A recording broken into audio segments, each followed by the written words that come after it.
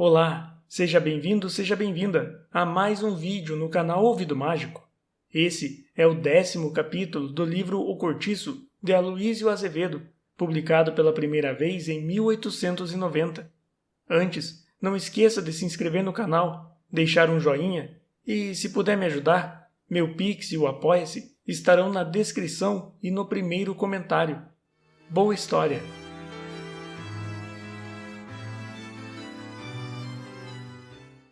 Capítulo 10.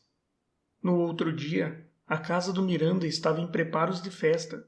Lia-se no Jornal do Comércio que Sua Excelência fora agraciado pelo governo português com o título de Barão do Freixal, e como os seus amigos se achassem prevenidos para ir cumprimentá-lo no domingo, o negociante dispunha-se a recebê-los condignamente.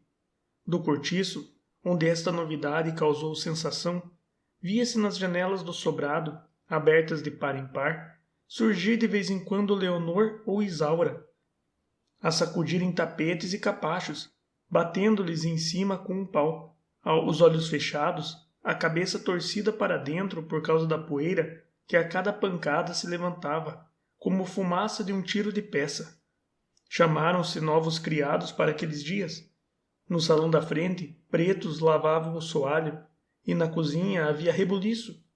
Dona Estela, de penteador de cambraia enfeitado de laços cor-de-rosa, era lobrigada de relance, ora de um lado, ora de outro, a dar as suas ordens, abanando-se com um grande leque, ou aparecia no patamar da escada do fundo, preocupada em soerguer as saias contra as águas sujas da lavagem, que escorriam para o quintal. Zulmira também ia e vinha com a sua palidez fria e úmida de menina sem sangue. Henrique, de paletó branco, ajudava o botelho nos arranjos da casa e de instante em instante chegava à janela para namoriscar Pombinha, que fingia não dar por isso, toda embebida na sua costura, à porta do número 15, numa cadeira de vime, uma perna dobrada sobre a outra, mostrando a meia de seda azul e um sapatinho preto de entrada baixa. Só de longo em longo espaço ela desviava os olhos do serviço e erguia-os para o sobrado. Entretanto, a figura gorda e encanecida do novo barão, sobrecasacado, com o chapéu alto, derreado para trás na cabeça e sem largar o guarda-chuva, entrava da rua e atravessava a sala de jantar. Seguia até a despensa, diligente e esbaforido, indagando se já tinha vindo isto e mais aquilo, provando dos vinhos que chegavam em garrafões, examinando tudo, voltando-se para a direita e para a esquerda, dando ordens, ralhando, exigindo atividade, e depois tornava a sair, sempre apressado, e metia-se no carro que o esperava à porta da rua. Toca! Toca! Vamos ver se o fogueteiro aprontou os fogos. E viam-se chegar, quase sem intermitência, homens carregados de gigos de champanha, caixas de Porto e Bordeaux, barricas de cerveja, cestos e cestos de mantimentos, latas e latas de conserva, e outros traziam perus e leitões, canastra de ovos, quartos de carneiro e de porco, e as janelas do sobrado iam se enchendo de compoteiras de doce, ainda quente, saído do fogo, e travessões de barro e de ferro, com grandes peças de carne e vinha de alhos, prontos para entrar no forno. À porta da cozinha penduraram pelo pescoço um cabrito esfolado, que tinha as pernas abertas, lembrando sinistramente uma criança, a quem enforcassem depois de tirar-lhe a pele. Todavia, cá embaixo, um caso palpitante agitava a estalagem. Domingos, o sedutor da Florinda, desaparecera durante a noite, e um novo caixeiro o substituía ao balcão. O vendeiro retorquia atravessado a quem lhe perguntava pelo evadido. Sei cá, creio que não podia trazê-lo pendurado ao pescoço. Mas você disse que respondia por ele, repontou Marciana, que parecia ter envelhecido 10 anos naquelas últimas 24 horas. De acordo, mas o tratante cegou-me. Que havemos de fazer? É ter paciência. Pois então ande com o dote. Que dote? Você está bêbada? Bêbada, hein? Ah, corja! Tão bom é um como o outro, mas eu hei de mostrar. Ora, não me amole! E João Romão virou-lhe as costas para falar à Bertoleza, que se chegara. Deixa estar, malvado, Que Deus é quem há de punir por mim e por minha filha, exclamou a desgraçada. Mas o vendeiro afastou-se indiferente às frases que uma ou outra lavadeira imprecava contra ele. Elas, porém, já se não mostravam tão indignadas como na véspera. Uma só noite rolada por cima do escândalo bastara para tirar-lhe o mérito de novidade. Marciana foi com a pequena à procura do subdelegado e voltou aborrecida, porque lhe disseram que nada se poderia fazer enquanto não aparecesse o delinquente. Mãe e filha passaram todo esse sábado na rua, numa roda viva, da secretaria e das estações de polícia para o escritório de advogados que, um por um, lhes perguntavam de quanto dispunham para gastar com o processo, despachando-as, sem mais considerações, logo que se inteiravam da escassez de recursos de ambas as partes. Quando as duas, prostradas de cansaço, embraseadas de calor, tornaram à tarde para a estalagem, na hora em que os homens do mercado que ali moravam recolhiam-se, já com os balaios vazios, ou com o resto da fruta que não conseguiram vender na cidade, Mariana vinha tão furiosa que, sem dar palavra à filha e com os braços moídos de esbordoá-la, abriu toda a casa e correu a buscar água para baldear o chão. Estava possessa. Vê a vassoura! Anda! Lava! Lava, que isso está uma porcaria! Parece que nunca se limpa o diabo desta casa. É deixá-la fechada 1 hora e morre-se de fedor. Apre! Isto faz peste. E notando que a pequena chorava, agora deste para chorar, hein? Mas na ocasião do relaxamento havias de estar bem disposta. A filha soluçou. Cala-te, coisa ruim. Não ouviste? Florinda soluçou mais forte. Ah, choras sem motivo? Espera que te faço chorar com razão. E precipitou-se sobre ela com uma acha de lenha, mas a mulatinha, de um salto, pinchou pela porta e atravessou de uma só carreira o pátio da estalagem, fugindo em desfilada pela rua. Ninguém teve tempo de apanhá-la, e um clamor de galinheiro assustado levantou-se entre as lavadeiras.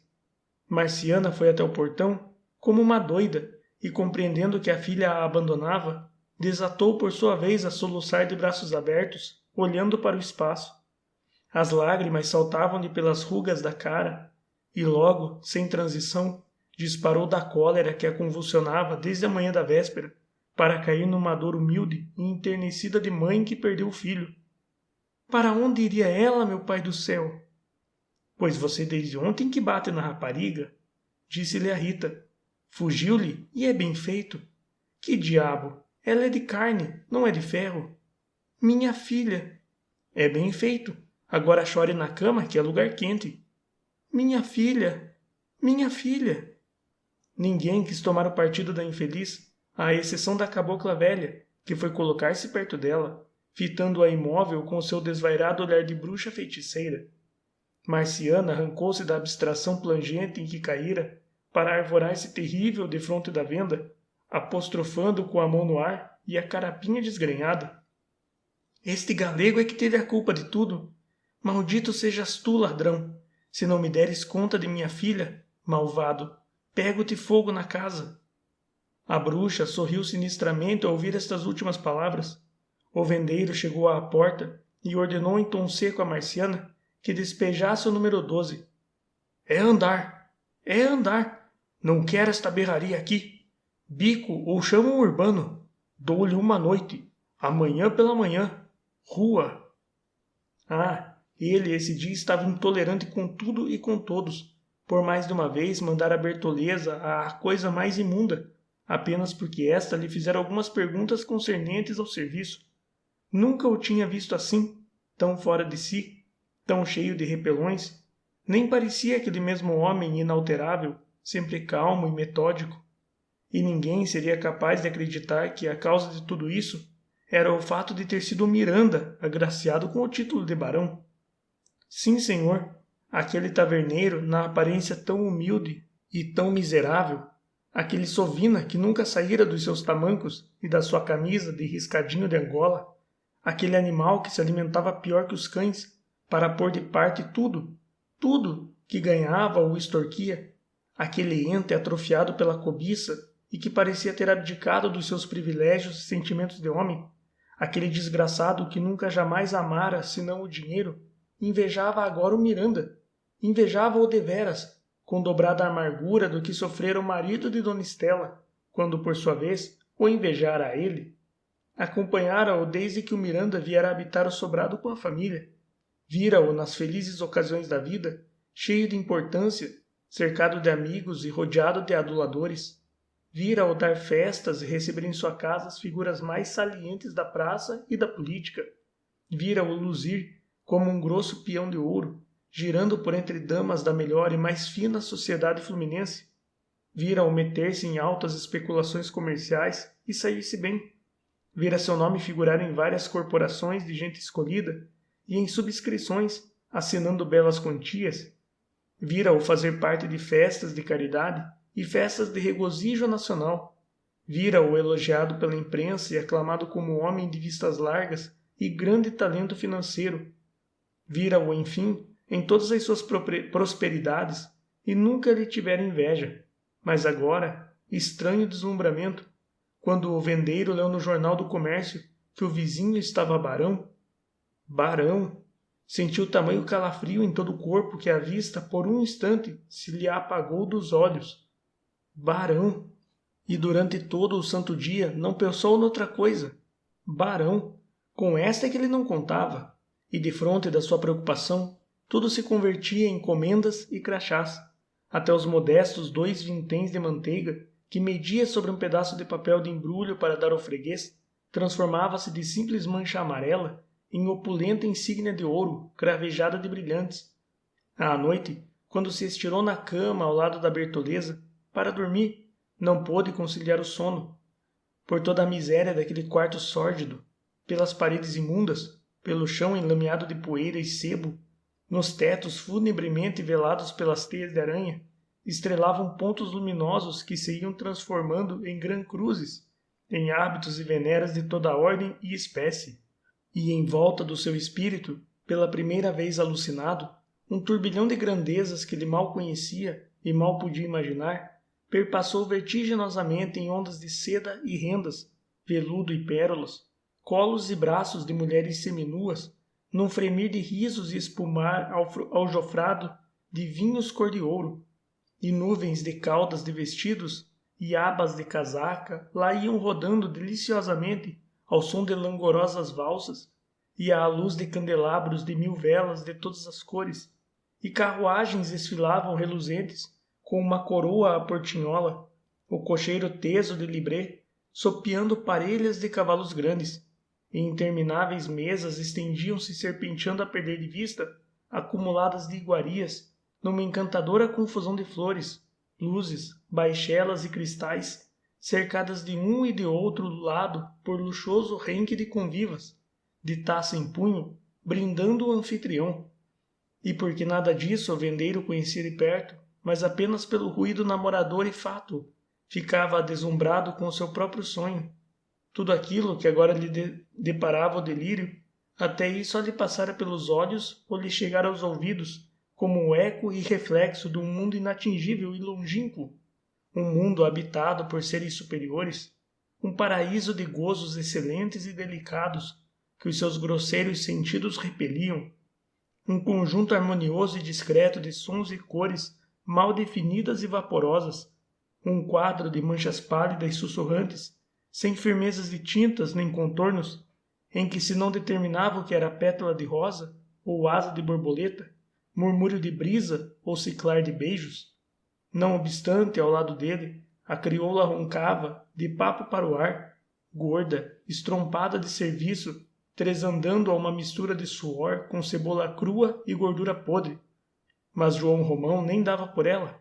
Só o que ele via e sentia era todo aquele voluptuoso mundo inacessível vir descendo para a terra, chegando-se para o seu alcance, lentamente, acentuando-se, e as dúbias sombras tomavam forma, e as vozes duvidosas e confusas transformavam-se em falas distintas, e as linhas desenhavam-se nítidas, e tudo se ia esclarecendo, e tudo se aclarava, num reviver de natureza ao raiar do sol. Os tênues murmúrios suspirosos desdobravam-se em orquestras de baile, onde se distinguiam instrumentos, e os surdos rumores indefinidos eram já animadas conversas em que damas e cavalheiros discutiam política, artes, literatura e ciência, e uma vida inteira, completa, real, descortinou-se amplamente defronte dos seus olhos fascinados. Uma vida fidalga, de muito luxo, de muito dinheiro. Uma vida em palácio entre mobílias preciosas e objetos esplêndidos, onde ele se via cercado de titulares milionários e homens de farda bordada, a quem tratava por tu, de igual para igual, pondo-lhes a mão no ombro. E ali ele não era, nunca fora, o dono de um cortiço, de tamancos e em mangas de camisa. Ali era o senhor barão, o barão do ouro, o barão das grandezas, o barão dos milhões. Vendeiro? Qual? Era o famoso, o enorme capitalista, o proprietário sem igual, o incomparável banqueiro em cujas capitais se equilibrava a terra, como um imenso globo em cima de colunas feitas de moedas de ouro, e viu-se logo montado a cavaleiras sobre o mundo, pretendendo abarcá-lo com as suas pernas curtas, na cabeça uma coroa de rei e na mão um cetro, e logo, de todos os cantos do quarto, começaram a jorrar cascatas de libras esterlinas, e a seus pés principiou a formar-se um formigueiro de pigmeus em grande movimento comercial, e navios descarregavam pilhas e pilhas de fardos e caixões marcados com as iniciais de seu nome, e telegramas faiscavam eletricamente em volta da sua cabeça, e paquetes de todas as nacionalidades giravam vertiginosamente em torno do seu corpo de colosso, arfando e apitando sem trégua, e rápidos comboios a vapor atravessam-no todo, de um lado a outro, como se o cosessem com uma cadeia de vagões. Mas, de repente, tudo desapareceu com a seguinte frase: "Acorda, seu João, para ir à praia. São horas." Bertoleza chamava-o aquele domingo, como todas as manhãs, para ir buscar o peixe que ela tinha de preparar para os seus fregueses.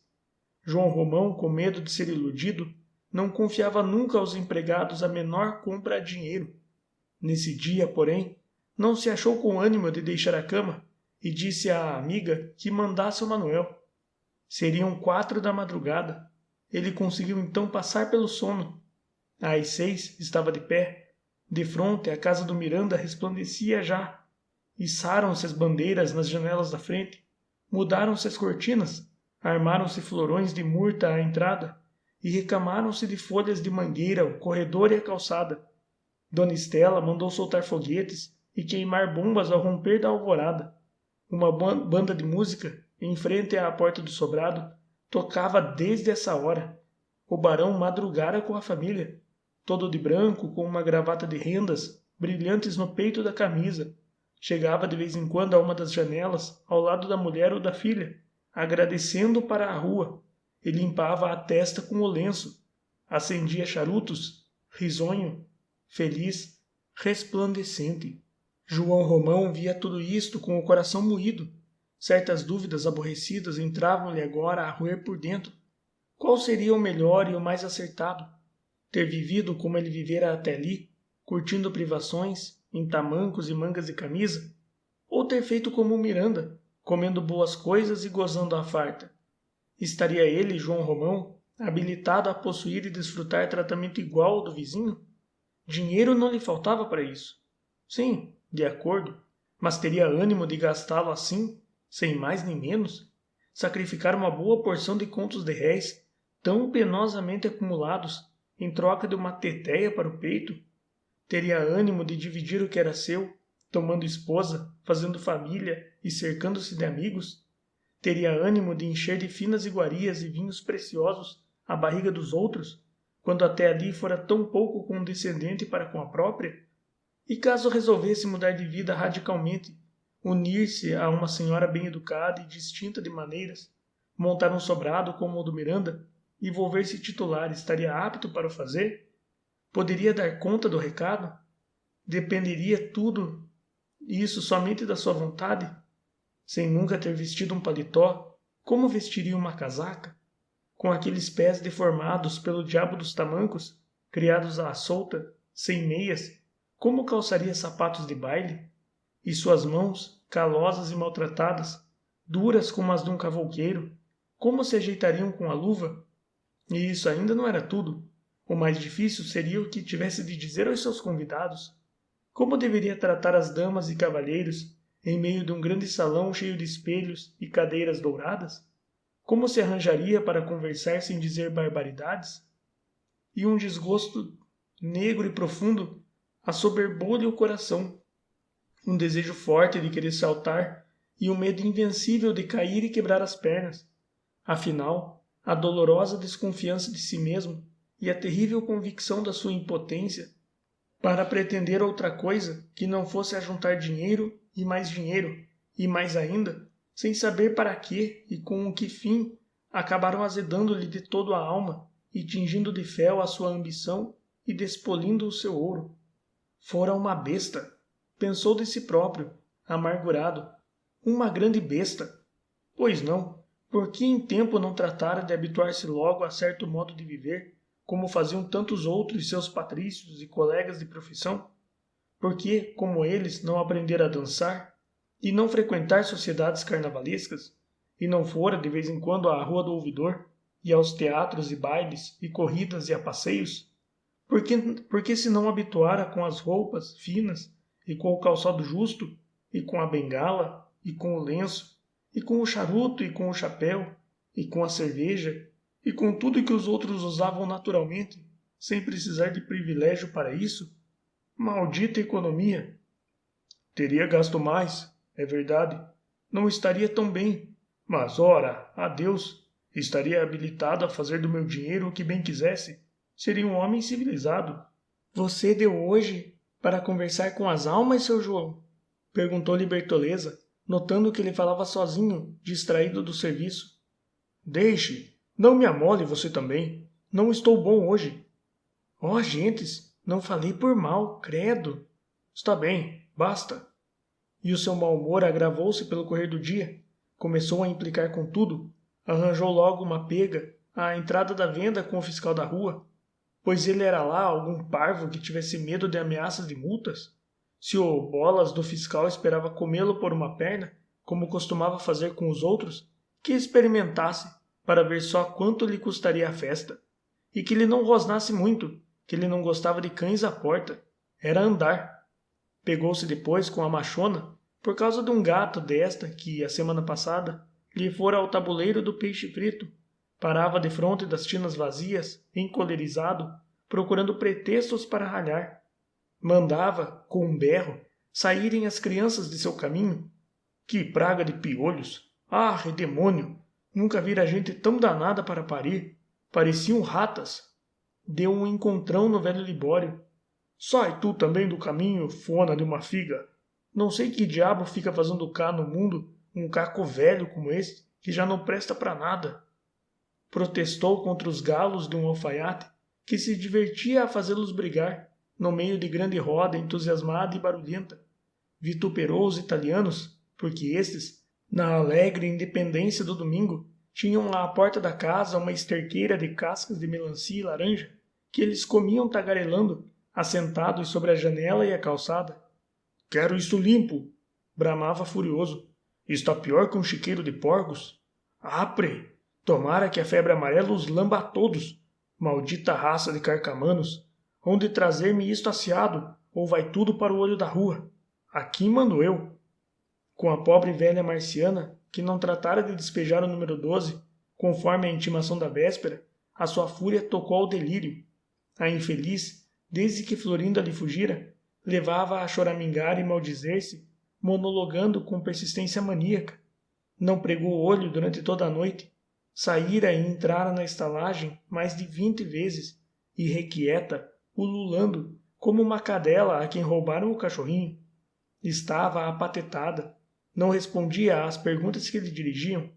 João Romão falou-lhe. Ela nem sequer se voltou para ouvir. E o vendeiro, cada vez mais excitado, foi buscar 2 homens e ordenou que esvaziassem o número 12. Os tarecos fora! E já! Aqui mando eu! Aqui sou eu o monarca! E tinha gestos inflexíveis de déspota. Principiou o despejo. Não, aqui dentro não. Tudo lá fora, na rua! Gritou ele quando os carregadores quiseram depor no pátio os trens de Marciana. Lá fora do portão! Lá fora do portão! E a miséria, sem opor uma palavra, assistia ao despejo acocorada na rua, com os joelhos juntos, as mãos cruzadas sobre as canelas, resmungando. Transeuntes paravam a olhá-la. Formava-se já um grupo de curiosos, mas ninguém entendia o que ela rosnava. Era um rabujar confuso, interminável, acompanhado de um único gesto de cabeça triste e automático. Ali perto, o colchão velho, já roto e destripado, os móveis desconjuntados e sem verniz, as trouxas de molambos úteis, as louças ordinárias e sujas do uso, tinham tudo amontoado e sem ordem, um ar indecoroso de interior de quarto de dormir, devassado em flagrante intimidade. E veio o homem dos 5 instrumentos, que aos domingos aparecia sempre, e fez-se o entre-sai dos mercadores, e lavadeiras ganharam a rua em trajes de passeio, e os tabuleiros de roupa engomada que saíam cruzaram-se com os sacos de roupa suja que entravam. E Marciana não se movia do seu lugar, monologando. João Romão percorreu o número 12, escancarando as portas, a dar arres e empurrando para fora com o pé algum trapo ou algum frasco vazio que lá ficara abandonado. E a enxotada, indiferente a tudo, continuava a sussurrar funebremente. Já não chorava, mas os olhos tinham-os ainda relentados na sua muda fixidez. Algumas mulheres da estalagem iam ter com ela de vez em quando, agora de novo compungidas, e faziam-lhe oferecimentos. Marciana não respondia. Quiseram obrigá-la a comer. Não houve meio. A desgraçada não prestava atenção a coisa alguma. Parecia não dar pela presença de ninguém. Chamaram-na pelo nome repetidas vezes. Ela persistia no seu ininteligível monólogo, sem tirar a vista de um ponto. Cruzes, parece que lhe deu alguma. A Augusta chegara-se também. Teria ensandecido? Perguntou a Rita, que a seu lado olhava para a infeliz, com um prato de comida na mão. Coitada! Tia Marciana, dizia a mulata, não fique assim. Levante-se, meta os seus trens para dentro. Vá lá para casa até encontrar arrumação. Nada, o monólogo continuava. Olhe que vai chover. Não tarda a cair água. Já senti 2 pingos na cara. Qual? A bruxa, a certa distância, fitava-a com estranheza, igualmente imóvel, como um efeito de sugestão. Rita afastou-se, porque acabava de chegar o Firmo, acompanhado pelo Porfiro, trazendo ambos embrulhos para o jantar. O amigo das dores também veio. Deram 3 horas da tarde. A casa do Miranda continuava em festa animada, cada vez mais cheia de visitas. Lá dentro a música quase que não tomava fôlego, enfiando quadrilhas e valsas. Moças e meninas dançavam na sala da frente, com muito riso. Desarrolhavam-se garrafas a todo instante. Os criados iam e vinham, de carreira, da sala de jantar à despensa e à cozinha, carregados de copos em salvas. Henrique, suado e vermelho, aparecia de quando em quando à janela, impaciente por não ver Pombinha, que estava esse dia de passeio com a mão em casa de Leoni. João Romão, depois de se razinar na venda com os caixeiros e com a Bertoleza, tornou ao pátio da estalagem, queixando-se de que tudo ali ia muito mal. Censurou os trabalhadores da pedreira, nomeando o próprio Jerônimo, cuja força física, aliás, o intimidara sempre. Era um relaxamento aquela porcaria de serviço. Havia 3 semanas que estava com uma broca à toa, sem atar nem desatar. Afinal, aí chegara o domingo e não se havia ainda lascado fogo. Uma verdadeira calaçaria. O tal seu Jerônimo, dantes tão apurado, era agora o primeiro a dar o mau exemplo. Perdia noites no samba, não largava os rastros da Rita Baiana e parecia embeiçado por ela. Não tinha jeito. Piedade, ouvindo o vendeiro dizer mal do seu homem, saltou em defesa deste com 2 pedras na mão, e uma contenda travou-se, assanhando todos os ânimos. Felizmente a chuva, caindo em cheio, veio dispersar o ajuntamento que se tornava sério. Cada um correu para o seu buraco num alvoroço exagerado. As crianças despiram-se e vieram cá fora tomar banho debaixo das goteiras, por pagode, gritando, rindo, saltando e atirando-se ao chão a espernearem, fingindo que nadavam. E lá de fronte, no sobrado, ferviam brindes enquanto a água jorrava copiosamente alagando o pátio. Quando João Romão entrou na venda, recolhendo-se da chuva, um caixeiro entregou-lhe um cartão de Miranda.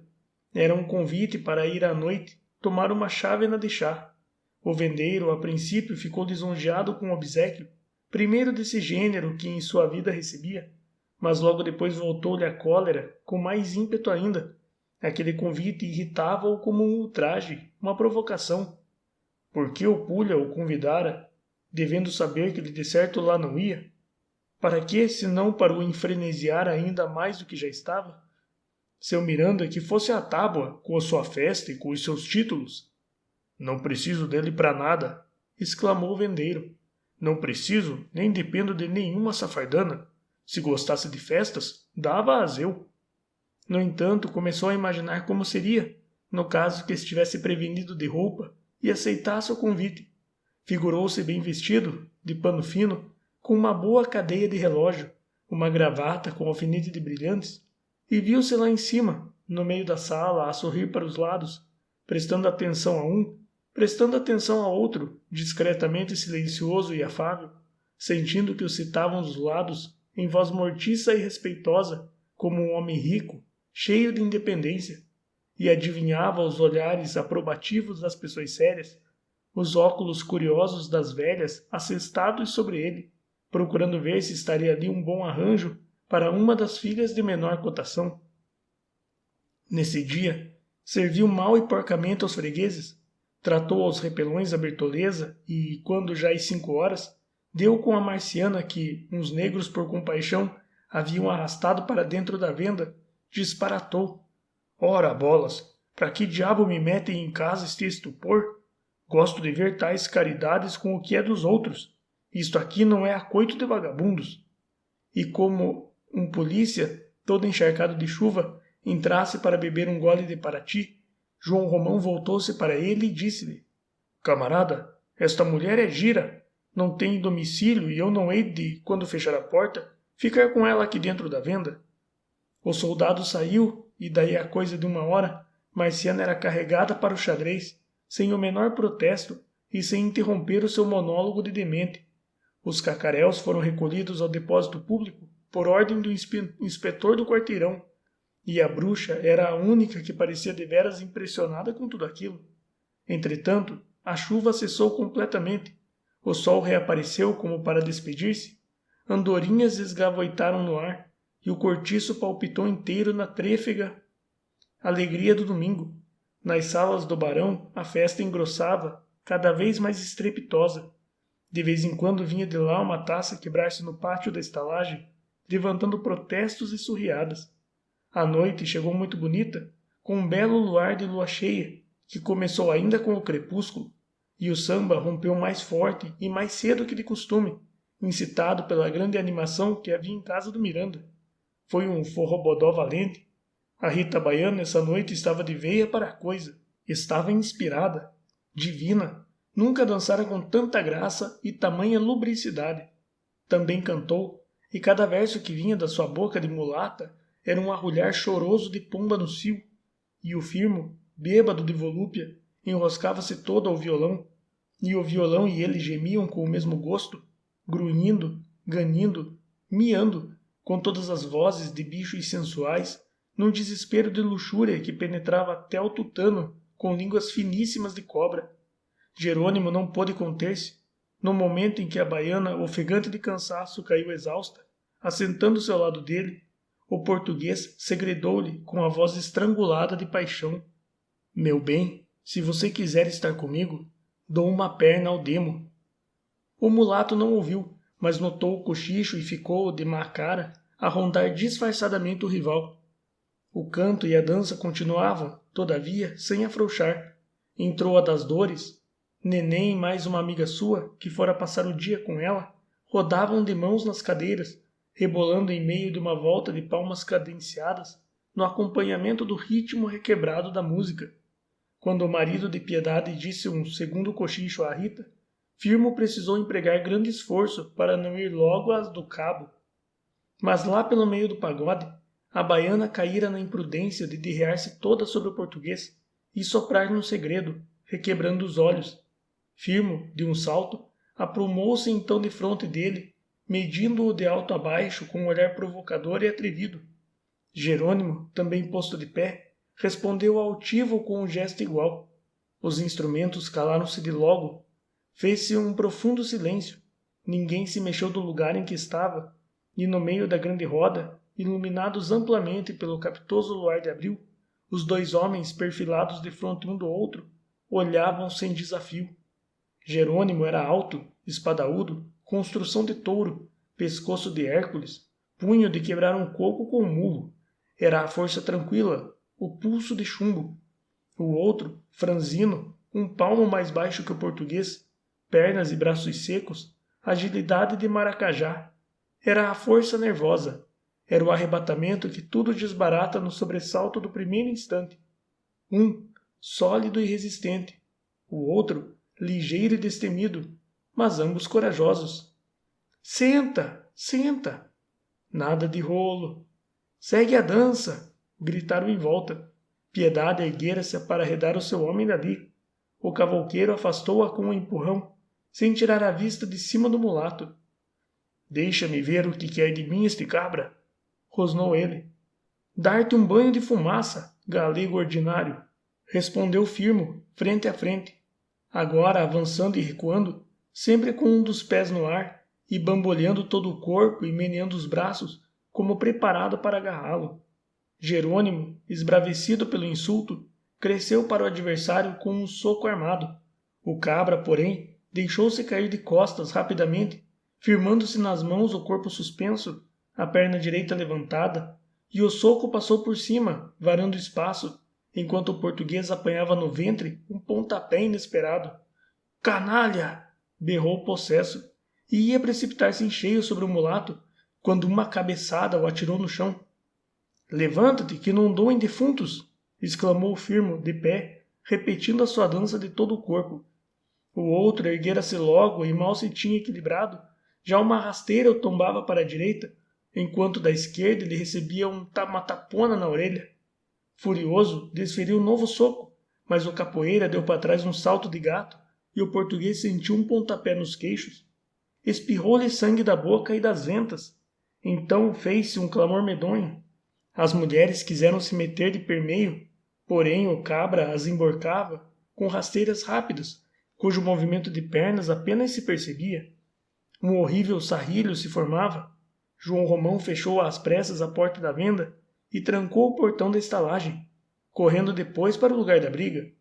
O Bruno, os mascates, os trabalhadores da pedreira e todos os outros que tentaram segurar o mulato tinham rolado em torno dele, formando-se uma roda limpa no meio da qual o terrível capoeira, fora de si, doido, reinava saltando a um tempo para todos os lados, sem consentir que ninguém se aproximasse.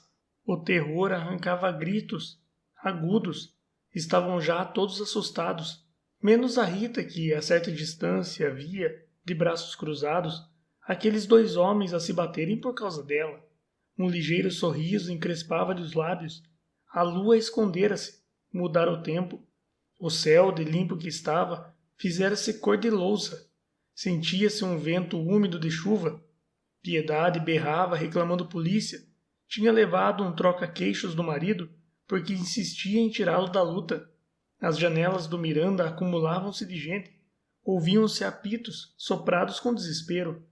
Nisto ecoou na estalagem um bramido de fera enraivecida. Firmo acabava de receber, sem esperar, uma formidável cacetada na cabeça. É que Jerônimo havia corrido à casa e armara-se com o seu varapau minhoto. E então o mulato, com o rosto banhado de sangue, refilando as presas e espumando de cólera, erguera o braço direito, onde se viu cintilar a lâmina de uma navalha. Fez-se uma debandada em volta dos dois adversários, estrepitosa, cheia de pavor. Mulheres e homens atropelavam-se, caindo uns por cima dos outros. Albino perdera os sentidos. Piedade clamava, estarrecida em soluços, que lhe iam matar o homem. A das dores soltava censuras e maldições contra aquela estupidez de se destriparem por causa de entrepernas de mulher. A machona, armada com o ferro de engomar, jurava abrir as fuças a quem lhe desse um segundo coice, como acabava ela de receber um nas ancas. Augusta enfiara pela porta do fundo da estalagem, para atravessar o capinzal e ir à rua ver se descobria o marido, que talvez estivesse de serviço no quarteirão. Por esse lado, acudiam curiosos e o pátio enchia-se de gente de fora. Dona Isabel e Pombinha, de volta da casa de Leoni, tiveram dificuldade em chegar ao número 15, onde mal entraram, fecharam-se por dentro, praguejando a velha contra a desordem e lamentando-se da sorte que as lançou naquele inferno. Entanto, no meio de uma nova roda, incitada pelo povo, o português e o brasileiro batiam-se. Agora a luta era regular. Havia igualdade de partidos, porque o cavouqueiro jogava o pau admiravelmente. Jogava-o tão bem quanto o outro jogava a sua capoeiragem. Embalde Firmo tentava alcançá-lo. Jerônimo, sopesando ao meio a grossa vara na mão direita, girava-a com tal perícia e ligeireza em torno do corpo que parecia embastilhado por uma teia impenetrável e sibilante. Não se lhe via a arma, só se ouvia um zunido do ar simultaneamente cortado em todas as direções. E, ao mesmo tempo que se defendia, atacava. O brasileiro tinha já recebido pauladas na testa, no pescoço, nos ombros, nos braços, no peito, nos rins e nas pernas. O sangue inundava-o inteiro. Ele rugia e arfava, iroso e cansado, investindo ora com os pés, ora com a cabeça, e livrando-se daqui, livrando-se dali, aos pulos e às cambalhotas. A vitória pendia para o lado do português. Os espectadores aclamavam-no, já com entusiasmo, mas de súbito o capoeira mergulhou no relance até as canelas do adversário e surgiu-lhe rente dos pés, grupado nele, rasgando-lhe o ventre com uma navalhada. Jerônimo saltou um mugido e caiu de borco, segurando os intestinos. Matou! Matou! Exclamaram todos com assombro. Os apitos esfuziaram mais assanhados. Firmo varou pelos fundos do cortiço e desapareceu no capinzal. Pega! Pega! Ai, o meu rico homem! Ululou Piedade, atirando-se de joelhos sobre o corpo ensanguentado do marido. Rita viera também de carreira lançar-se ao chão, junto dele, para lhe afagar as barbas e os cabelos. É preciso o doutor, suplicou aquela, olhando para os lados à procura de uma alma caridosa que lhe valesse. Mas nisto um estardalhaço de formidáveis pranchadas estrugiu no portão da estalagem. O portão abalou com estrondo e gemeu. Abre! Abre! Reclamavam de fora. João Romão atravessou o pátio como um general em perigo, gritando a todos. Não entra a polícia! Não deixa entrar! Aguenta! Aguenta! Não entra! Não entra! Repercutiu a multidão em coro. E todo o cortiço ferveu que nem uma panela ao fogo. Aguenta! Aguenta! Jerônimo foi carregado para o quarto a gemer nos braços da mulher e da mulata. De cada casulo espipavam homens armados de pau, achas de lenha, varais de ferro. Um empenho coletivo os agitava agora a todos numa solidariedade briosa, como se ficassem desonrados para sempre se a polícia entrasse ali pela primeira vez. Enquanto se tratava de uma simples luta entre dois rivais, estava direito. Jogassem lá as cristas, que o mais homem ficaria com a mulher, mas agora tratava-se de defender a estalagem, a comuna, onde cada um tinha a zelar por alguém ou alguma coisa querida, e berros atroadores respondiam às pranchadas que lá fora se repetiam ferozes. A polícia era o grande terror daquela gente, porque sempre que penetrava em qualquer estalagem, havia grande estropício. À capa de evitar e punir o jogo e a bebedeira, os urbanos invadiam os quartos, quebravam o que lá estava, punham tudo em polvorosa. Era uma questão de ódio velho, e enquanto os homens guardavam a entrada do capinzal e sustentavam de costas o portão da frente, as mulheres em desordem rolavam as tinas, arrancavam jiraus, arrastavam carroças, restos de colchões e sacos de cal, formando às pressas uma barricada. As pranchadas multiplicavam-se. O portão rangia, estalava, começava a abrir-se, ia ceder, mas a barricada estava feita e todos entrincheirados atrás dela. Os que entravam de fora, por curiosidade, não puderam sair e viam-se metidos no surumbamba. As cercas das hortas voaram. A machona, terrível, fungara as saias e empunhava na mão o seu ferro de engomar. A das dores, que ninguém dava nada por ela, era uma das mais duras e que parecia mais empenhada na defesa. Afinal, o portão lascou. Um grande rombo abriu-se logo. Caíram tábuas e os 4 primeiros urbanos que se precipitaram dentro foram recebidos a pedradas e garrafas vazias. Seguiram-se outros. Havia uns 20. Um saco de cal despejado sobre eles desnorteou-os. Principiou então o salseiro grosso. Os sabres não podiam alcançar ninguém por entre a trincheira, ao passo que os projetis arremessados lá de dentro desbaratavam o inimigo. Já o sargento tinha a cabeça partida e 2 praças abandonavam o campo. À falta de ar. Era impossível invadir aquele baluarte com tão poucos elementos, mas a polícia teimava, não mais por obrigação que por necessidade pessoal de esforço. Semelhante resistência os humilhava. Se tivessem espingardas, fariam fogo. O único deles que conseguiu trepar a barricada rolou de lá abaixo sob uma carga de pau que teve de ser carregado para a rua pelos companheiros. O Bruno, todo sujo de sangue, estava agora armado de um rifle, e o Porfiro, mestre na capoeiragem, tinha na cabeça uma barretina de urbano. Fora os morcegos! Fora! Fora! E a cada exclamação, tome pedra, tome lenha, tome cal, tome fundo de garrafa. Os apitos estridulavam mais e mais fortes. Nessa ocasião, porém, Neném gritou, correndo na direção da barricada. Acudam aqui! Acudam aqui! Há fogo no número 12! Está saindo fumaça! A esse grito, um pânico geral apoderou-se dos moradores do cortiço. Um incêndio lamberia aquelas 100 casinhas, enquanto o diabo esfrega um olho. Fez-se logo medonha confusão. Cada qual pensou em salvar o que era seu, e os policiais, aproveitando o terror dos adversários, avançaram com ímpeto, levando na frente o que encontravam e penetrando enfim no infernal reduto, a dar espadeiradas para a direita e para a esquerda, como quem destroça uma boiada. A multidão atropelava-se desembestando no alarido. Uns fugiam à prisão, outros cuidavam em defender a casa. Mas as praças, loucas de cólera, metiam dentro as portas e iam invadindo e quebrando tudo, sequiosas de vingança. Nisto, roncou no espaço a trovoada, o vento do norte zuniu mais estridente, e um grande pé d'água desabou cerrado.